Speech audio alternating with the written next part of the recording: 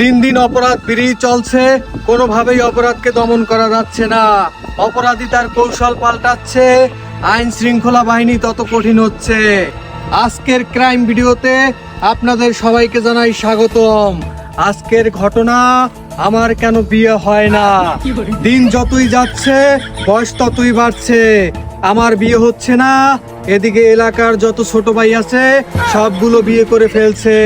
ওরা সবাই বিয়ে করে ফেসবুকে যখন বউ নিয়ে স্টোরি দেয়, সেগুলো আমার দেখে অন্তরটা ফাটতে থাকে। এগুলো আমার বাপ মায়েরে আমি কোনো সময় বুঝাইতে পারি না। তারা কি কখনোই দেখে না এলাকার ছোট ছোট ভাইরা বিয়ে কইরা তারপর ফেসবুকে ছবি দেয়? এগুলো দেখলে আমার প্রতি রাইতে বুকটা ফাইটা যায়। ওরা যখন বউ নিয়ে রাস্তায় ঘুরতে বের হয়, সেইটা দেখে আমার বুকটা একেবারে ফেটে যায়। এভাবেই যদি ওরা আমাকে লজ্জা দেয়, তাহলে আমি কোথায় গিয়ে পালাই? আমি আমার বাপ মায়ের আমি বুঝাতেই পারি না আমার বিয়ের বয়স হয়েছে, অনেক কান্নাকাটি করছি, তারপর আমার বাপ মায় আমাকে বিয়ে দেয় না। তার মানে কি আমার বাপ মায় তাহলে আমাকে ঘরের খুঁটি দিবে? আসল ঘটনায় ফিরে যাই।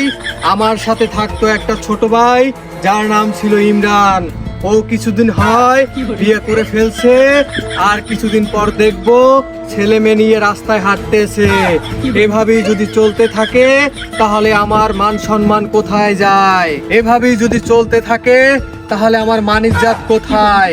কোনোভাবেই রাস্তায় মুখ দেখাইতে পারি না।